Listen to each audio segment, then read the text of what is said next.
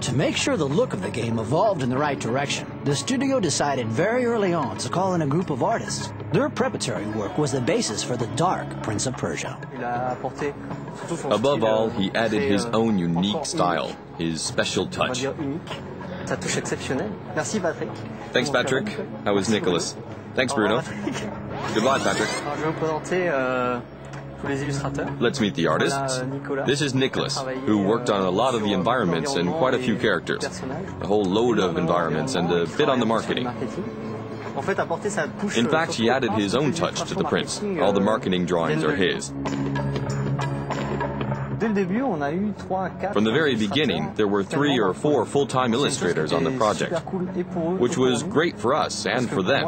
It allowed me to explain to our 3D modelers very early on what I was looking for.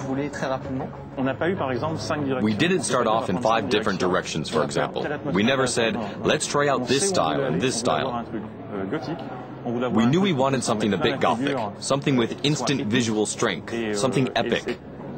And all these elements come from our various personalities.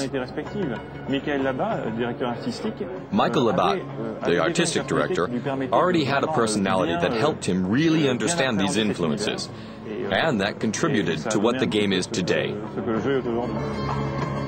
Even if Prince of Persia: Warrior Within is much more gothic, the prince himself is the main focus of this shift in style. Pursued by the Daharka and seems much like something out of Alien, the prince has changed. Reprieved from death, he looks like he has stepped out of a nightmare or an asylum.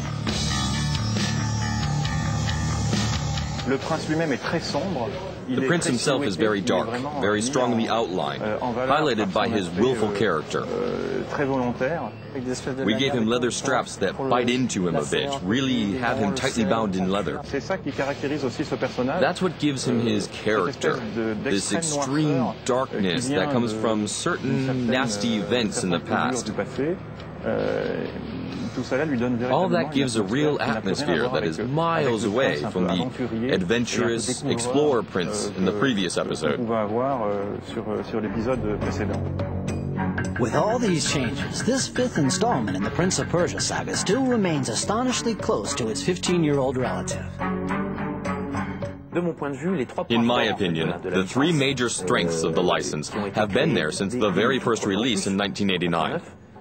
First, there's the animated cut pieces that tell the story. Prince of Persia 1 was the first game to have cutscenes, or perhaps it was Karateka, but it's the same guy anyway. Then there's the character animation, and lastly, the level design. I'd have to add that there's also an intensity, despite the simplicity of the combat.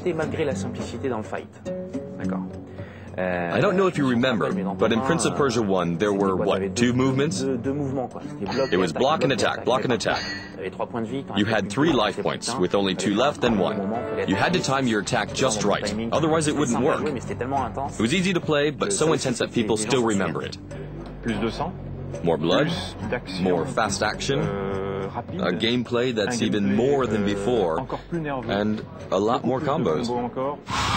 The combat system from Prince of Persia: The Sands of Time, which game players and even the development team found a little repetitive, has been completely rethought. The new version is based on a free-form fighting interface, leaving the player unimaginable freedom during combat. The strong points of Sands of Time is the free-form fighting. This system of fighting that gives enormous freedom to the player. We know it already, acrobatics during combat, using traps, using 2 weapons. The prince will be able to pick up loads of weapons during the game.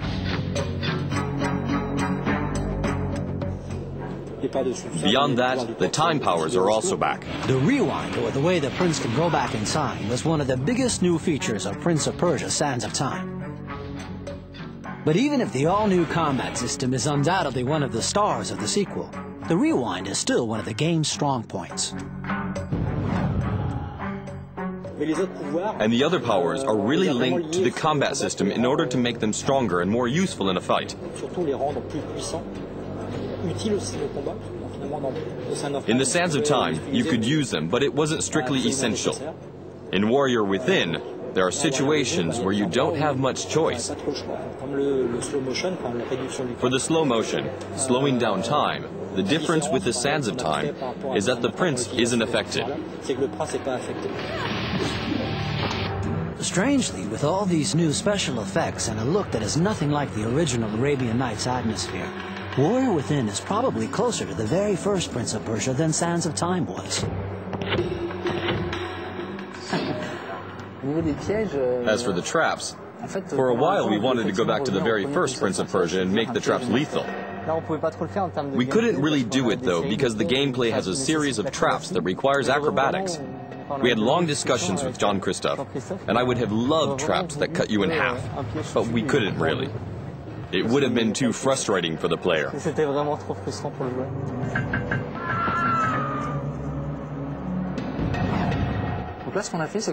So we made them more deadly, but not absolutely lethal, and we tried to create combinations of traps that are much more dangerous.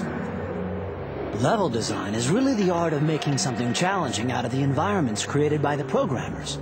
In other words, the level designer adds the traps, the puzzles, the enemies, and makes sure that the level is still playable.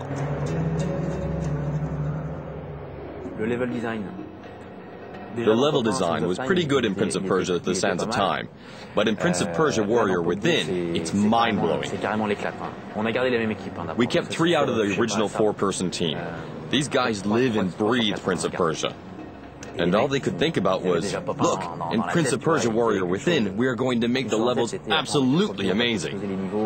And they did it. The prince is able to go back thousands of years back in the past, which means there are 2 versions of the levels, past and present, which didn't lighten the workload of the level designers one bit. If you want to create a gameplay environment based in 2 eras, you start by destroying it, as the passing of time would. So that's what we did. We built a level based in the past, when it had been built. Then once we had worked out the gameplay, the rhythm and a real sense of atmosphere, we started demolishing it.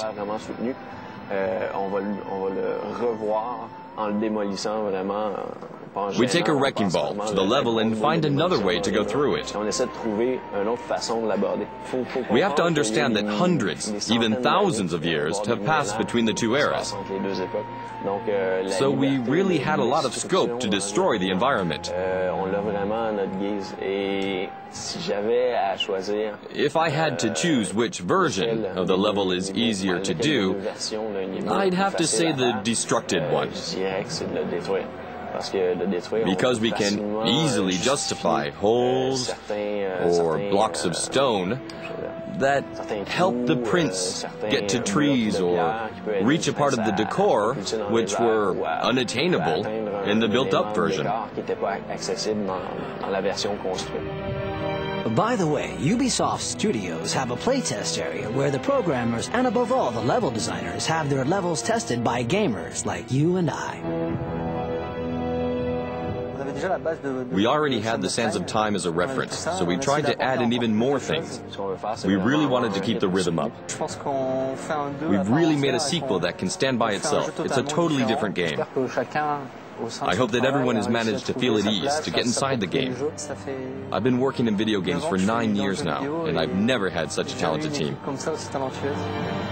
A talented team, a cinematic style, and a healthy budget for what can be called one of the biggest small-screen productions of late 2004. So the producers decided to treat themselves to a few big names like Monica Bellucci, who lends her vocal talents to the game, and the American hard rock band Godsmack. When we researched the music for the project, there were several groups that we used as references for the new direction we wanted for the combats, the action scenes. That's when we came across Godsmack. It was great for both of us. The guys from the group were really happy, and so were we.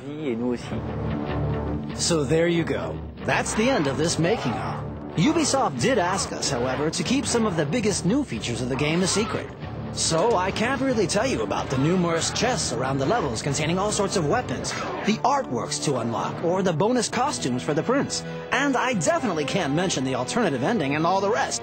So the only way to discover everything is to get playing.